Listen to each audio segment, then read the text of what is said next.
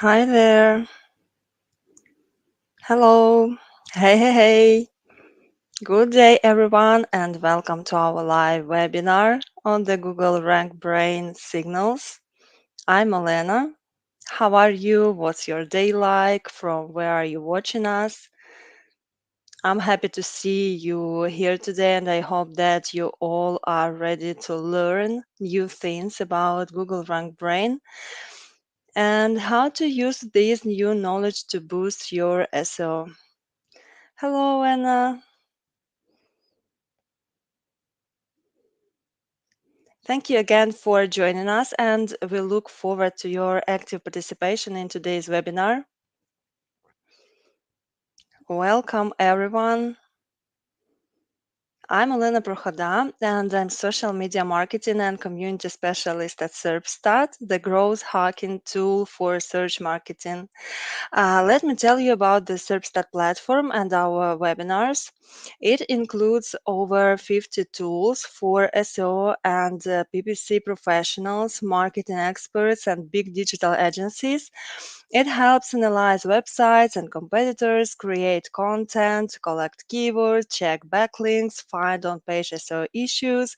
Hello, guys. Happy to see you here. And of course, there is such an opportunity to try these features for free through 7-day trial. And SERPstat webinars are online educational sessions. We invite industry experts, thought leaders, and SERPstat professionals to cover a wide range of topics such as keyword research, link building, on-page optimization, content strategy, and more. And they are designed to provide practical tips, actionable knowledge, and techniques that can help digital marketers, SEO specialists, and business owners to improve their online presence, increase their visibility, and drive more traffic and sales to their websites. Overall, Substat webinars are great resource for anyone looking to stay up to date with the latest trends and best practices in digital marketing and SEO. Hey guys, I see you are still joining. Happy to see you. And today we are covering main signals to the Google RankBrain to improve your website's SEO. And before we start, let me tell you about the format. The duration of the webinar is approximately 60 minutes. Prepare your questions, send them to the live chat on YouTube. Our speaker will answer them during the Q&A session. And every registered attendee will get the webinar materials on their email. I'll send the page to the chat. Please make sure you have registered there. Just one moment.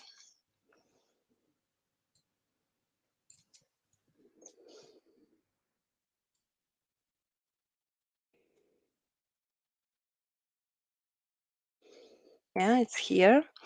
And it's time to meet our speaker, Jeff Baker. Hi, Jeff. How are you? Hey, How's your hey, day? Elena. I'm doing great. Thank you. How are you? Oh, I'm great and excited about our webinar today. And I'm really happy to see you here as our speaker with such a fascinating topic. Let me tell you our attendees about you in a couple of words. Jeff Baker runs BakerSEO, an SEO training organization with the intention of teaching the 5% of SEO that creates 95% of results. He highlights that his intention is to take SEO out of the black box and explaining it in stupid, simple language that anyone can understand and become empowered at the conclusion of his master classes. SEO, but just the things that create results, none of the noise. I'm eager to learn from a professional like you, Jeff. Guys, enjoy the topic and prepare your questions. Jeff, here you are. Elena, thanks so much for having me. Everybody at SERPstat, I'm really happy to be here today. And thank you to everybody that's joining. As Elena already said, please put in your questions. I do want to make this as interactive as possible. So yeah, let's have a conversation about it. I intend to go through RankBrain, and I want to give you very, very actionable steps that you can take to improve your rankings for the target keywords that you're looking for. So we're going to be talking about an audit. We're going to be talking about very specific action items you can take for each of your keywords and your content, title tags, all the stuff that I'm going to go through that you can leave with this and say, all right, I'm going to tackle each page one at a time.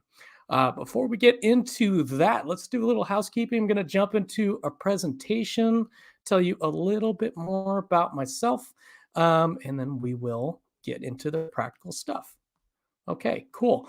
I'm going to turn this into a slideshow format, and we are off and running. Cool. A little bit about myself. Before I got into SEO training, I was the CMO for Brafton, which is a large content marketing agency. But really, I spent the majority of my time in my passion, which was SEO, which I've been doing for over 12 years. I've worked with over 500 clients. I've spent a lot of time doing original research on keyword ranking factors, which I've published on Moz, Search Engine Land. Just released a podcast on Voices of Search today, which is a lot of fun.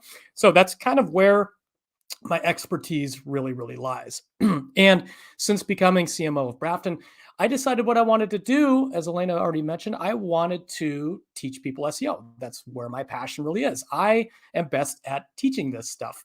And what I wanted to do was I wanted to make it actionable for people to be successful at SEO. And I wanted to do that by removing all the noise and giving the 5% of SEO that creates the majority of results. And this is kind of what we're going to be talking about in a narrow way today, just giving you the actionable things that you need that create the majority of results. And for anybody that attends here today, I'm giving 50% off my course, just using SERPstat as a coupon code, and that's at bakerseo.com/SEO. Okay, but what you came for today, now that the housekeeping is over, we're going to talk about RankBrain, everything that we need to understand about RankBrain, and then all of the actionable steps that we can take to influence RankBrain. But in order to do that, we need to go back in history a little bit to understand ranking factors in search. And back in the day, the early days of search, and early days, I mean like 10 years ago or so, it was much more mechanical and quantitative, and really easy things for Google to quantify were technical SEO aspects, inbound link profiles, very, very mechanical stuff. You could send signals to Google and it would understand it, and it would rank content and keywords according to that kind of stuff. And content quality back then, this was just produce, produce, produce. This was the time of content marketing just exploding, and people would just write a bunch of content, and it didn't really necessarily matter how good the content was. So back then, smaller websites and small businesses didn't really stand a chance of going up against the big powerhouses in the industry with a strong link profile and the high domain authority and the strong technical SEO. That's no longer the case. As you can see, on-page SEO and content quality kind of swapped places. So now you've got opportunities for smaller business owners and small websites to start to compete with some of these higher ranking or these higher link profile types of websites. I'm seeing more and more and more now websites with zero root domains to a page, zero links to a page, competing with Forbes. We're talking domain authority 9, domain authority 11s. I'm seeing this happen all the time. So you've kind of got a situation where some of these smaller websites are able to punch up and they're able to compete against some of these incumbents, these really high powered websites. And then behind all of that is RankBrain. Right, so RankBrain is kind of doing the day-to-day operations and shifting around content based on user signals that are sent in real time to Google. All right, I'm going to explain all of that in detail. So what is RankBrain? For those of you who aren't regularly focusing on RankBrain like I am, it's basically an ongoing measurement. It's a calculation of how people are interacting with content in search engine result pages in SERPs. And based on how they're interacting, they're going to send positive signals or negative signals. And if they're sending positive signals, what's going to happen is RankBrain is going to give your content a new test in a higher position to see how you do and what signals you send there. If you're sending negative signals, you're going to get a new test lower, and somebody's going to get moved into your spot, and they're going to get a test for where you were. And we'll get into all the details into how that works later. But just understand, when you search something, what you're seeing is that a direct reflection of how people have interacted with the content, right? So it's showing you how people are it's showing you a direct reflection of how people have voted with their behavior, basically. And a basic life cycle of a new piece of content and a keyword you're trying to target could look something like this, with the events happening on the top and the things that influence those events happening down on the bottom. So you can see, if you write a new piece of content on the far left-hand side here, what's going to happen is it's going to get indexed if you've got your good technical SEO set up. Your SEO is your technical stuff is all set up. It's your content is easily able to be found. Google understands what the page is based on your title, so on and so forth. And then what's going to happen is your content quality and your link profile and your technical SEO is going to help Google determine where it should seed your content. And what I mean by seed your content is where it should put it to start to get its very first test, right? So back in the old days, it was just link profile and your technical SEO, and that determines where you're going to rank. Now it's kind of like your table stakes. And this helps Google understand where it should start, and then where your content ends up depends on these RankBrain signals. So you're getting all these different tests that we're going to go through, and it's going to move your content around for your target keyword based on how you perform against those tests. So the takeaway from this slide is all this old stuff, your link building, your technical SEO, the content quality, that helps you get seated in search results. That's going to get you your initial placement. And then what happens afterwards is going to be everything that we talk about from RankBrain. Here's an example of what that would look like. So a brand new piece of content here gets put into search results around position 4, and it just settles there. And what Google's doing is it's measuring through RankBrain how it's doing in position 4. And then in this case, it did very, very well, and it got bumped up to a new test between positions 2 and 3. And then depending on how it does there, it's going to probably move again. So what happens after that seeding is all determined by RankBrain. So a lot of problems that we're having as SEOs is we create good content, we build links, and then we just stop right there. And we're not focusing on the day-to-day interactions that happen in SERPs that you have influence over, that's going to determine where you rank on a day-to-day basis. So we're going to talk about the main signals that RankBrain is looking at. Number 1 is your expected click-through rate. Number 2 is your dwell time. And number 3 is your pogo sticking. Each one of these factors is calculated in determining where you're going to rank, right? So let's talk about each one of these things.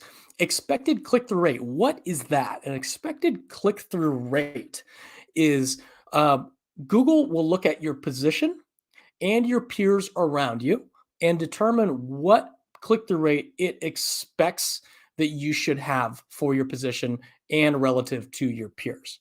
Right? So if you're ranking in position 2 and Google sees that position 1 is getting a 31% click-through rate, you're getting a 12% click-through rate, and then below you is getting a 19% and 15% click-through rate, then your result is lower than your peers and lower than it expects you to get. So what's going to happen is you're going to get bumped down, because for whatever reason, your title is not clickable enough, or your meta description is not clickable enough, and relative to your peers and your position, you're not doing well. So you're going to get bumped down.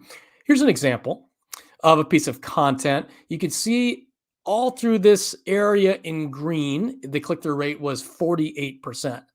It's hard to tell because visually sometimes these things are a little bit misleading. But the second period here, that the click-through rate went down to 39%, perhaps because a new competitor came in or somebody rewrote their title tag that made it a much more clickable. And then at that same time, they started getting a new test in position 2. They're in position 1, and then, whoop, sorry, now you're getting a test in position 2 because they weren't hitting the same click-through rate that they were before. New test. Dwell time. Dwell time is basically how much time people spend on your page before coming back into search results. So if they come back really, really quickly, sends a negative signal. If they spend a long time or they don't come back at all, sends a really positive signal. So what Google's going to do is it's going to look at you versus your peers and determine how well you're keeping people on the page.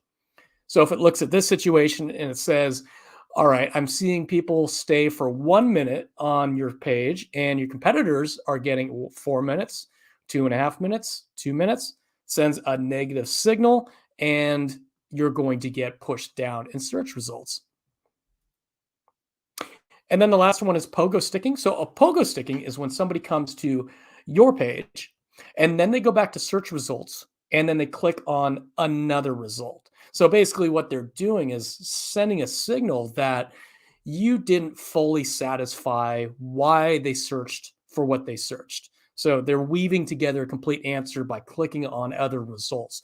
That's a negative signal, right? So if you look at this example, you can see that you've got a 92% pogo sticking, and then your competitors have 34, 45, 51, something like that. That's a negative signal. It says people aren't satisfied with your result and they're going and clicking on other results more often than your competitors are. So that's a negative signal, and that would move you down. All right, so we know now what the main factors are that impact RankBrain. Now we need to know how to impact those big 3 factors. So we're going to talk about 6 different things that you can do. The first one is your title tag clickability, creating the best title tag for your keyword on the web so that you exceed your expected click-through rate and you start beating your competitors. We're going to talk about how to beat your competitors today. The second thing is your content depth. So how well did you write your content? Are you using content writing tools to cover the depth of your topic? And that's going to impact dwell time and pogo sticking. As a matter of fact, the next 4 are going to impact dwell time and pogo sticking. Next one is page speed. If pages don't load quickly enough, people leave your page quickly. People don't have the attention span anymore. It's just not happening. So you have to be quick relative to your competitors. Media usage. So if somebody searches something, are they expecting a broad use of imagery or video? So if you go into search results, say I'm searching golf tips, and 9 out of the 10 results on page 1 are using images and video, and you're not, it's going to send a negative signal because that's obviously what people are looking for. Remember, RankBrain is constantly sorting through the content and is putting the things on top that people are interacting with the most. And if you're doing something that nobody else is doing, then it's a signal that you kind of missed out why people are searching that. UX, literally readability and what kind of ads are on the page. Are they intrusive? Are they not appropriate for that particular query? And then understanding intent. So is the keyword commercial intent? Is it informational intent? Is it navigational intent? And making sure that your page reflects that perfectly. All right, let's first talk about title tags. So what makes a title tag clickable? Well, essentially, it's taking a look at what other people are currently clicking on. What are people clicking on when you search for something? One of the best rules of thumb for RankBrain is if you've got a question about what's interesting to people based on a particular query or keyword, Just Google it and start to audit what you see, right? So basically what you want to do is you want to hit the expected click-through rate, or you want to beat your peers and make something more clickable than they have. Here's an example. So before, for this title tag, eczema and over-the-counter treatment, this was a nonprofit, the click-through rate was 11.5%. Just by changing that to top 5 eczema over-the-counter treatments, which is more in line with what was showing up in SERPs, the click-through rate went from 11.5% to 20.4%. That's almost double the traffic just by changing a title tag. And you can see the average position went from 1.3, so ranging between positions 1 and 2, to a solid 1. Easy win right there. Next one is content depth. Okay, so using content tools like MarketMuse and ClearScope, this does a couple things. One, I talked about, it helps get you seated in search results, right? Because Google understands all of the main topics you could talk about for a particular keyword. And if you've done a good job, you're going to get a higher seating, right?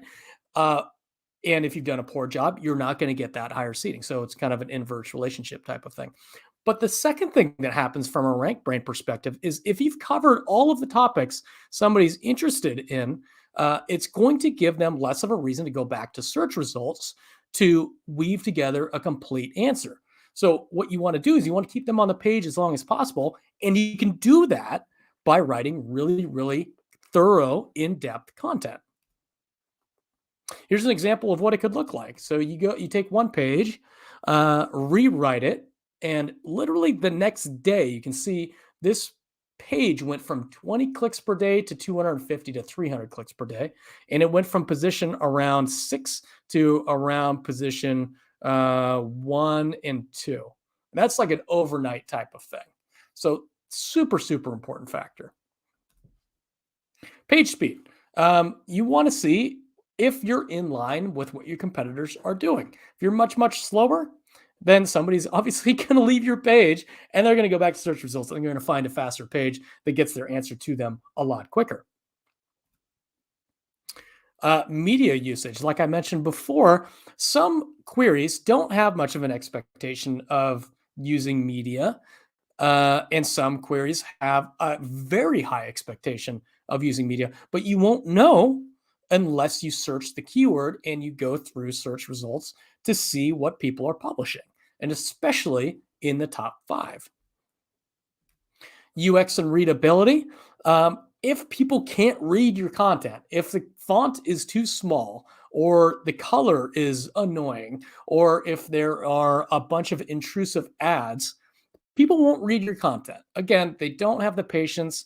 If their eyes aren't good enough to read small size font, they're just going to go back to search results and they're going to find something that's more easily consumed. Like this. So you can see 16 pixels on the left, 16 pixels, and then, something here is not like the others, 14 pixels. That's straining people's eyes. That's way, way, way, way less readable than the competitors. They're probably going to click on something else, or rather worse, they're going to go back to search results and then click on something that they can actually read. And then lastly, you have to understand intent.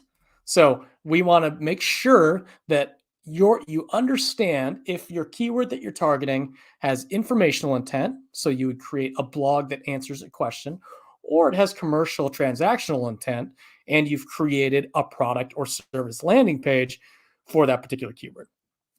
It's just coming down to what people expect when they search for a particular keyword and making sure you match that with the right content.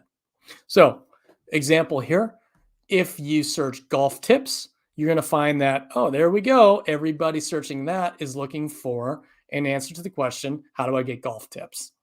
Whereas if somebody searched golf drivers, they're looking for product pages, right? So they're going to look for products that they can buy, an easy way to find it, an easy way to buy it on your product landing page. Simple as that. Okay, now the best way to impact these factors is to audit it. You really won't know unless you go through each one of these 6 bullets in search results and start to get some answers to these questions of what are people looking for. So there's a very simple way to do it. We're going to send it out afterwards. I've got a template that all you have to do is fill in and answer the questions, and it's going to tell you exactly what's important and what's not important. And we're going to start first by a title tag audit. So remember, you want to create a better title than anybody else in search results so that you beat the expected click-through rate and you beat your competitors. And the best way to do that, again, is to audit what people are currently clicking on the most. So what we would do is, this looks like a lot of stuff, but it's really not. It's just step by step. All we're going to do is add in the title tags for your keyword, right? So if we were trying to rank for the keyword golf tips for women, I would search that and I would copy over the title tags for each of the results on page 1, because those are going to be a direct reflection of what people are interacting with and clicking on the most. I want to start to audit different factors in these title tags so I can take all of the very best factors and I can create a better title tag than anybody else. It's going to take you 2 minutes to copy those over. Then I'm just going to answer these questions. There are 5 different factors that could go into a title tag. There's a lot of things, but these are the 5 main ones. So the first is it a listicle title tag? Yes or no? Did somebody put a year in the title? Sometimes that's really important. People want to see that the title is very, very current, like the content is very, very current. Sometimes it's not important. In this instance, you can see nobody used a year in the title. So maybe that's not quite as important. Whereas most of these used a list. Maybe that is very important. Do they use the exact match keyword in the title tag? So does the title say golf tips for women? You can see a lot of the times the answer is yes. Does it have a recent publish date, right? So when you see last updated, is it recent? Is it within the last year? People sometimes really want to see that. Sometimes it's important. Sometimes it's not important at all. And then, like we talked about before, understanding, is it informational intent or is it commercial intent? Once you fill that out, this template will tell you at the bottom which of these factors matter and which of them don't matter. So when we use this example, golf tips for women, this shows us that using the exact match keyword happens quite a bit. So it's probably an important thing to do. Having a year in the title, we saw that wasn't happening, so it's probably not important. Okay, so very simple stuff here. List article, we see this happens almost all the time. I'm going to say that's mandatory. When I create this piece of content, it has to be a listicle because that's what everybody else is clicking on. The data tells us that. Having a current publish date is probably important. That shows up quite a bit. And we know the intent is informational. Okay, so we use that information to determine how to write a title. And that title, based on what I got out of this data, is I'm going to make it a listicle, right? So I'm using top 10. And then we know that the exact match keyword is important. So I'm going to say golf tips for women. And then I've got a little extra space. I know it's not important to use the date in there, but I've got a little extra space in my title tag. So I'm going to go ahead and include a year in there. And I know it has to be a block because I know it's informational intent.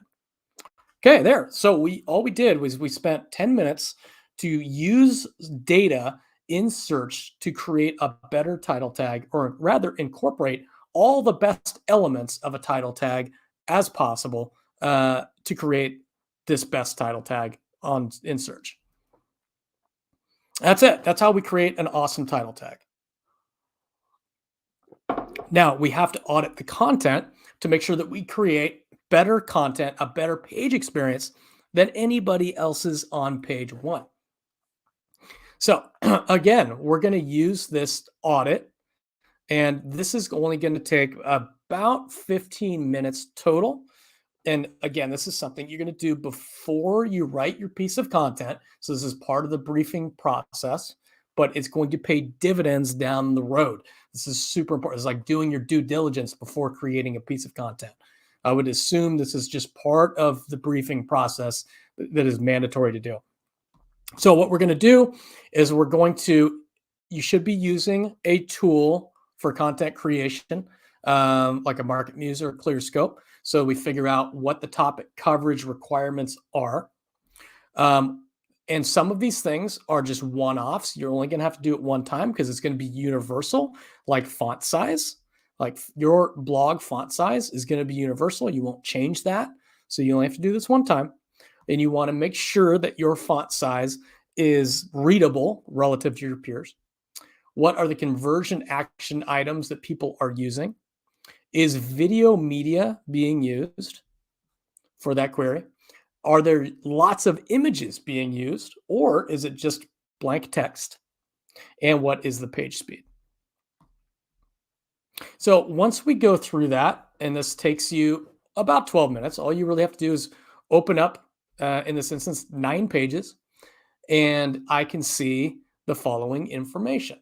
If I'm using Market Muse, I can see that the topic coverage scores are right here. You just copy that straight over, and I can see that the average minimum score that I need to hit is 28. Okay, done. Font size. The average font size is 18.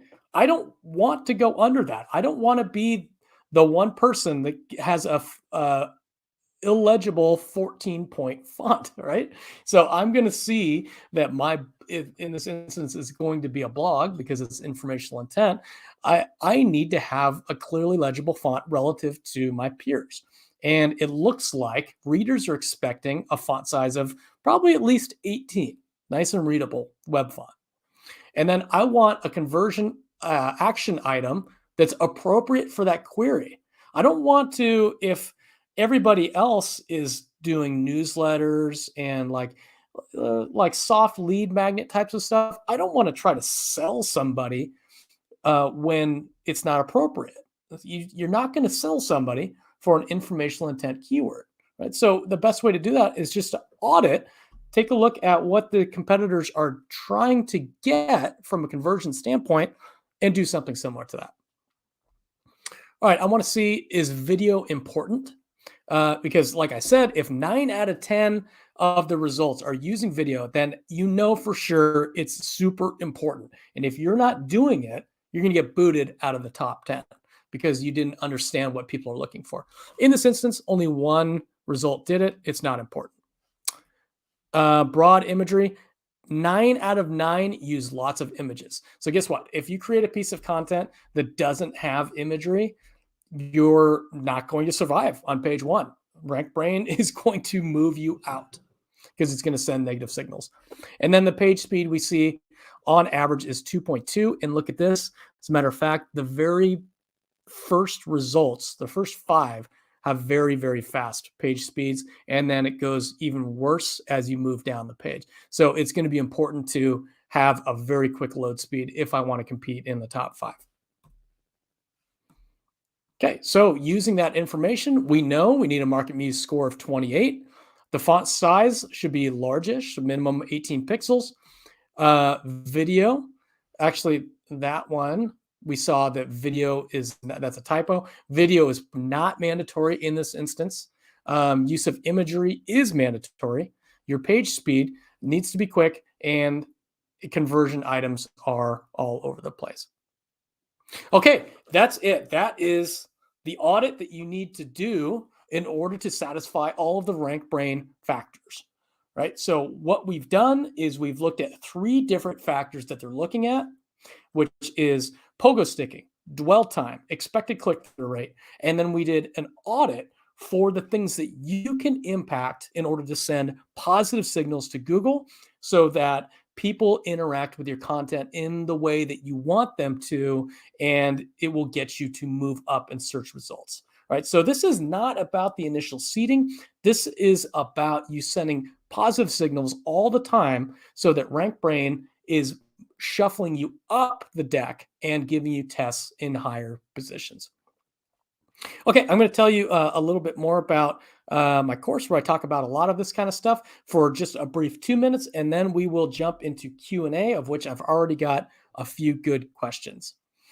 Okay, so this course that I teach and a lot of the things that I just talked about today is very, very result oriented. So I, as a CMO, was forced to create SEO strategies that created results, and that's the entire way that I teach this course. It's all business oriented stuff, and it has a very strong it has a very strong focus on a lot of this content creation, which is kind of the fuel and the engine to SEO, right? So the technical SEO, all of these things, you could study these for the next 20 years and still not know everything. But those are like mostly the tires on the car that just keep your car rolling.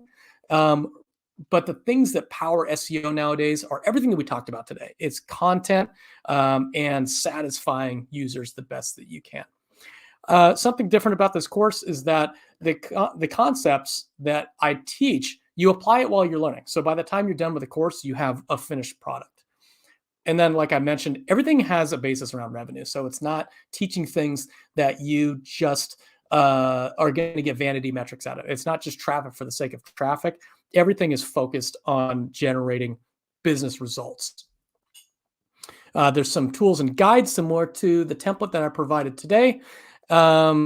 It teaches web analytics because none of SEO works unless you're able to evaluate how things are performing in Google Analytics and Search Console. A lot of content marketing, like I talked about, and then access to me for help.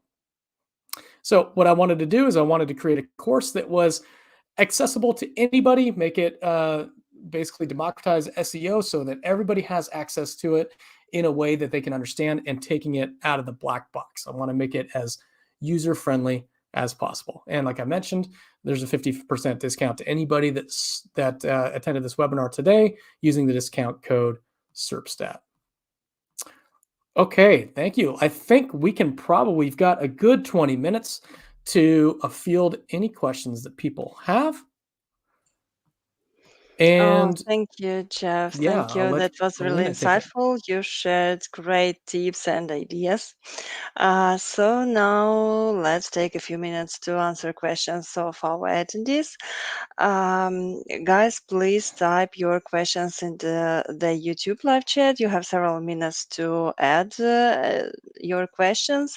And now we'll start with the questions you guys sent us before the webinar. Then I will take questions in the chat box. A couple of questions. How does RankBrain handle misspelled words and typos in search queries? That's not as much RankBrain. RankBrain is just, yeah, it's just so that we're clear. RankBrain is measuring interactions in SERPs. It's not handling the like the processing of natural language. That would be more like your the old Hummingbird update where they applied that and it started understanding natural language processing, and it was able to determine the difference between plural and singular and synonyms, and like just understanding context, right? So, for example, you search something like shell 4 legs green. Google saw that you didn't type in turtle, but it understands that's what that is. So this is just kind of a natural language processing. And RankBrain is more of, think of it as like a computing algorithm that's constantly measuring interactions. So it's kind of a different part of the algorithm that you're referring to there. But that's a great question. Okay, great. Thank you. One more question. Interesting. I saw many websites, especially Shopify sites with no or less text content getting ranked. So, does that mean content is not the ranking factor anymore?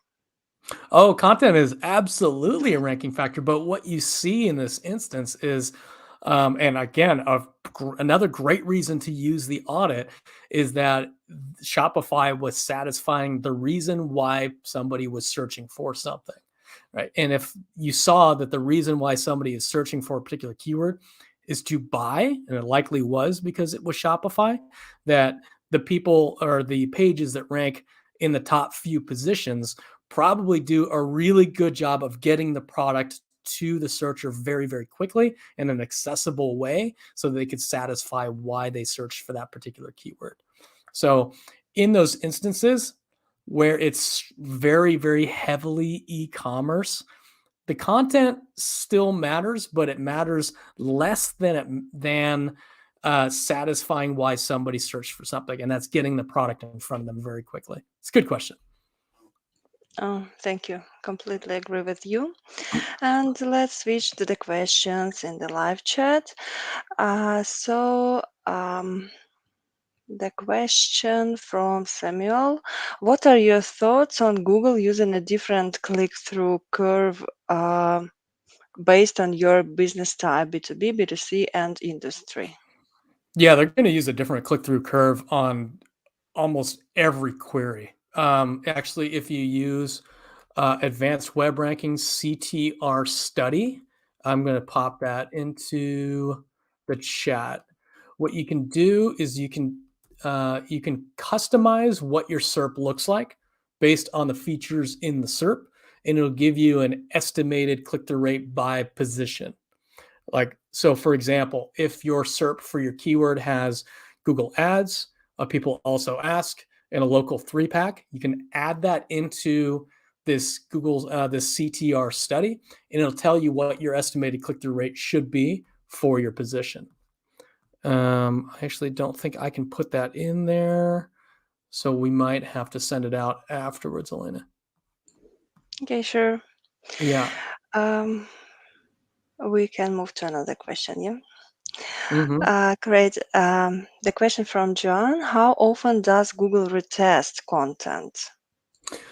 Yeah, so that is what I've found is that it gets retested very, very frequently for high search volume keywords. So a lot of it depends on the keyword that you're targeting and the search volume. And the reason why is because there's just more data to work with.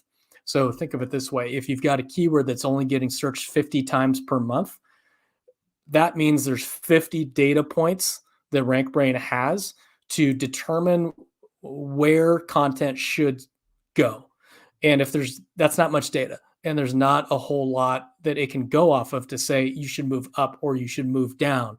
Whereas if something's searched 100,000 times per month, that's 100,000 data points that RankBrain has to work with to make a much more informed decision. So if you're going to find that your very high search volume keywords are going to get a lot more frequent tests than the ones that just kind of stagnate. And a lot of times people ask me, how come this keyword's just stagnating? Well, if there's no data behind it, then it's not going to fluctuate a whole lot because Google doesn't have anything to go off of other than maybe if you rewrite all the content and make it super, super optimized. That might jar it loose a little bit, but generally it's just going to be search volume related. It's a great question. Yeah, that's a great point. Thanks. And another question from Denise: what do you think about putting domain name at the end of each title on website?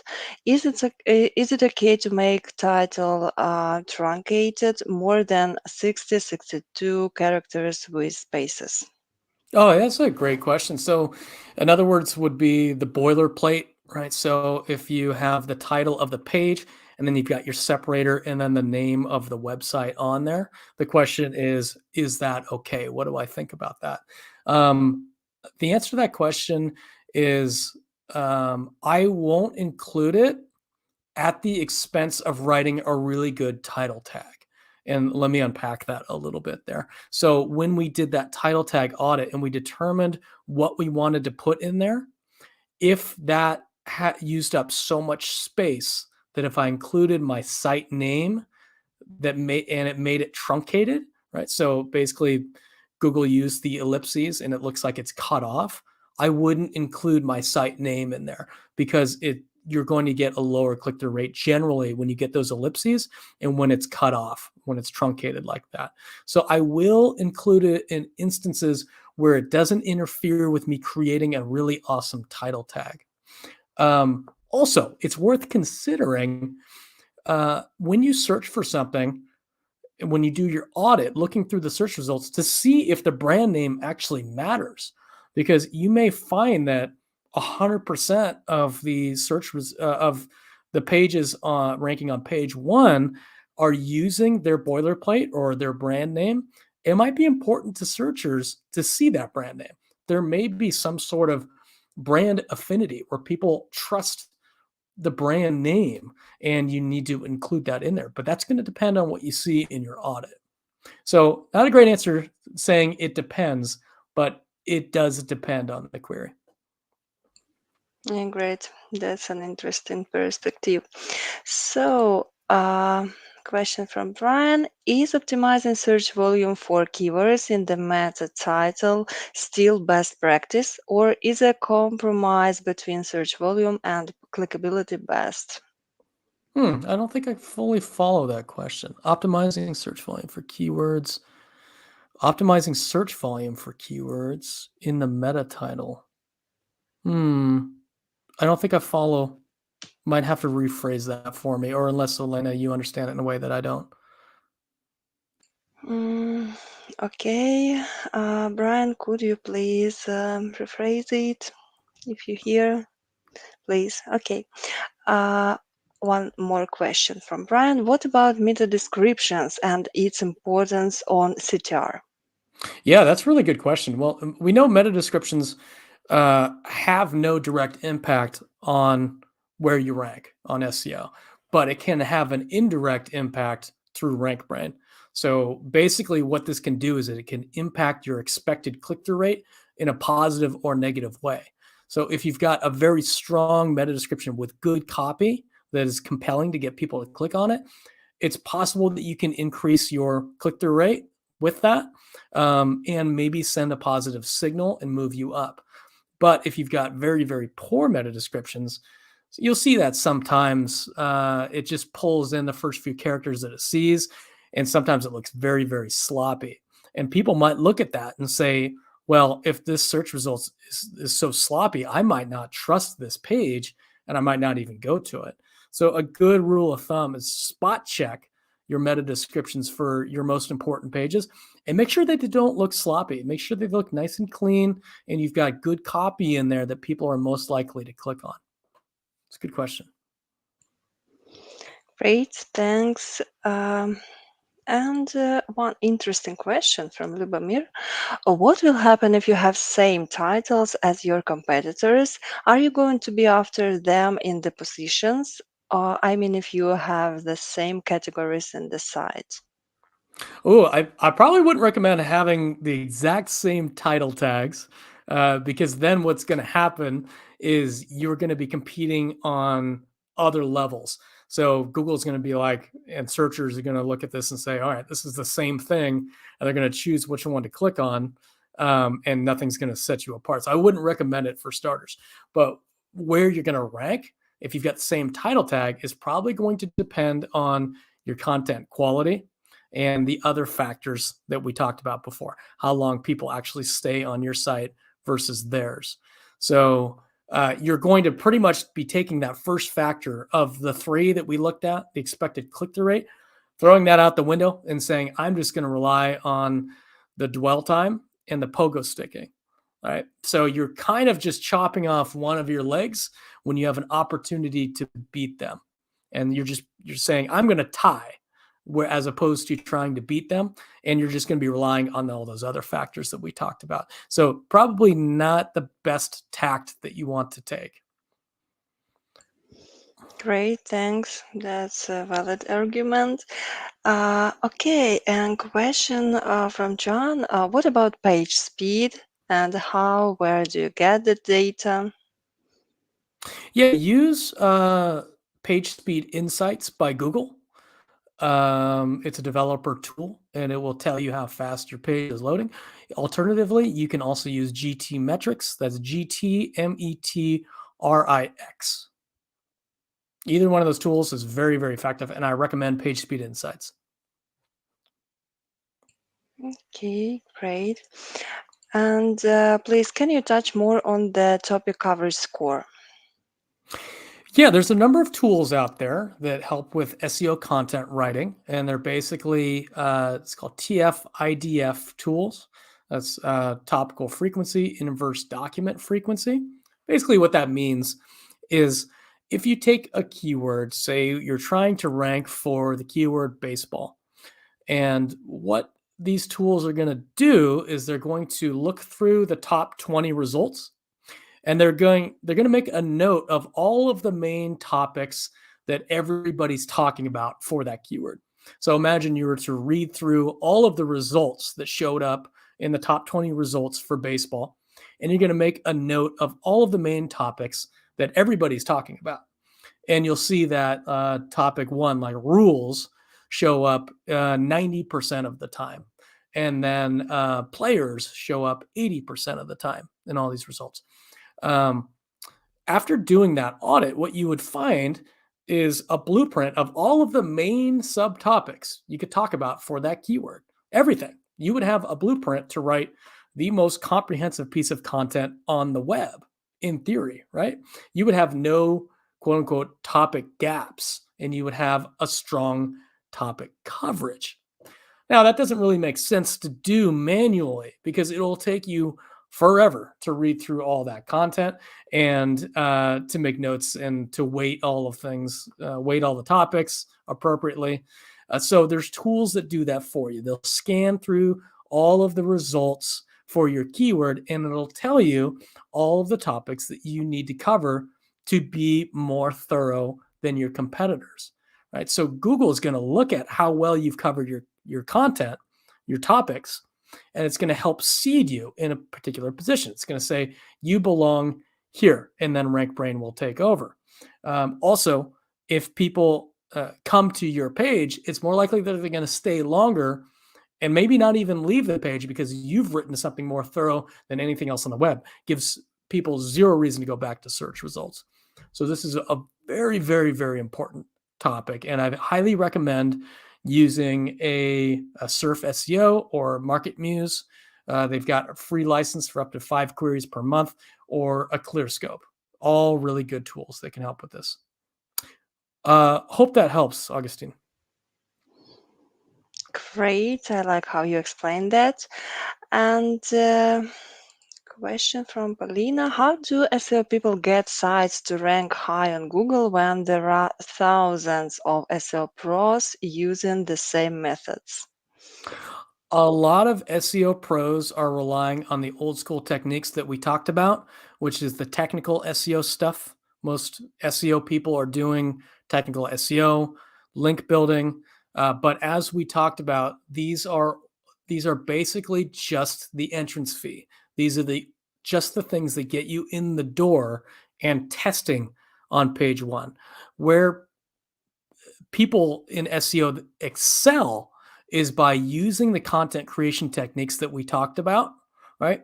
And using these RankBrain techniques to create a better experience and a better title than anything else on the web. These things are a little bit more cutting edge, and they're a little bit more progressive SEO that's going to set you apart, right? So the focus first on that content creation, everything that we just talked about, using one of these tools to write more in-depth content, and then focus on everything that we talked about with RankBrain, and that's going to set you in the top 5% of SEOs out there, and it will set you apart from these thousands of SEOs using the same methods, because honestly, a lot of people are very behind in the industry still, and you've got an opportunity to get ahead of them by using a lot of these techniques. Good question. Yeah. Okay. One more question. How to get traffic from GPC, Google Publisher Center? What would you I'm suggest?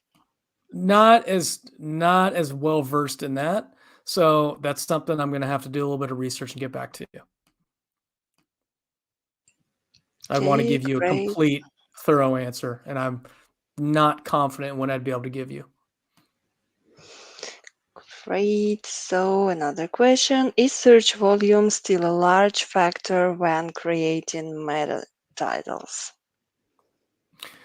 Yeah, but what you want to do is you want to balance search volume with competition levels. So you don't want to just find a keyword with a very high search volume and target that in your meta title if you can't rank for it. So it needs to be a combination of sufficient search volume, and at the same time, it needs to be something that you can actually rank for. So when you're searching for your keywords, you're going to want to make sure that you're using Ahrefs or Moz or keyword finder and find the keywords that have an appropriate rankable difficulty. Because if you're just going up against Amazon for something that has an enormous search volume and you don't rank for it, none of this is going to matter anyway. So, yes, search volume is important, but you always have to factor in keyword difficulty as well. Great, thanks. You can also use SERPstat for this purpose. Great. Okay, one more question. How much title tag optimization matter when Google pick title from content as per search intent? The way I understand that is if Google picks title from content as per search intent. So I think what they're saying is Google can rewrite the title tag, is my understanding of this question, which it can do, certainly, like it can also do with your meta descriptions. There's only so much stuff that's within your control, and sometimes it will rewrite your metadata for sure. But you want to do everything in your power to control it as much as possible. So you still want to rewrite your title tags, even if sometimes Google rewrites them for you, because still a lot of the times it's going to display it the way that you want to have it displayed. So that's a good question, but the answer is it's still important to do, even if it is going to rewrite it sometimes. Great. And one more question. Um, it seems it's to clarify the question you already answered. If I write the same titles as my competitors because we have the same categories and every other ranking factors are the same, what will happen with the positions? So you've basically got the exact same everything as your competitors, is the way I understand that. It's just going to come down to how people interact with it via RankBrain signals. I'm not exactly sure. It'll completely depend. I don't know. If you've got the same exact site, everything is exactly the same. I'm assuming Google's going to default to looking at your inbound link profile and your domain rating or domain authority and base it on that if everything else is the same. Great. There's Mhm. one last one. Yeah. I'll pick Vanya. up the comment from Vanya. My friends at your site published regular content but didn't have any bad backlinks, but they saw a big dip in their traffic for many months. Okay. Yeah, it could have been an algorithm update. I would suggest using something called the Penguin tool. That's Panguin. And what it will do is it'll overlay the Google algorithm updates against your website's traffic. And if you see a correlation with one of those Google website updates and your traffic dips, you can know that it was probably that algorithm update that impacted your traffic. So I would start with that to see if it was an update. Usually, updates that impact your traffic happen drastically and very, very quickly. So it should show up in that chart. Oh, great. Thank you very much. It looks like we covered all the questions here. Good Um, timing. gu- yeah. Guys, I just remind you that SERPstat can help with your SEO routine. It includes over 50 tools, including 14 AI tools for SEO and PPC, and it helps find the proper keywords, identify and analyze your competitors, almost all sites backlinks, track daily rankings, audit websites, and manage SEO teams, and many, many more. Additionally, we provide warm online support, free manual testimonials, tutorials, webinars, and Twitter chats. And that's almost all from me. What else would you like to add or highlight before wrapping up, Jeff? Yeah, sure. If you want to get a little bit more information about what I do, about the course, make sure you go to bakerseo.com/SEO. It'll explain the course. It'll give you a few testimonials of people that have taken the course and had success. Mostly, I love talking about SEO. I love helping people with SEO. So you can always just write me a note, hello@bakerseo.com. I'd be happy to chat with you. My goal is to help people understand SEO first and foremost. So thank you everybody for joining. This has been a pleasure. Elena, Serpstat team, thank you so much for having me. This has been a lot of fun. No, perfect. Thank you so much. Lastly, I'd like to remind our attendees to follow Jeff's and Serpstat social media. Check out our future webinars and join Serpstat chats on Twitter. So, Jeff, many thanks for your time and knowledge, for your great presentation, tips, examples, and bonuses for our attendees. Thank you all, guys, for joining us today, being here, asking questions. We hope that you enjoyed the session and learned some actionable things to apply them to your work.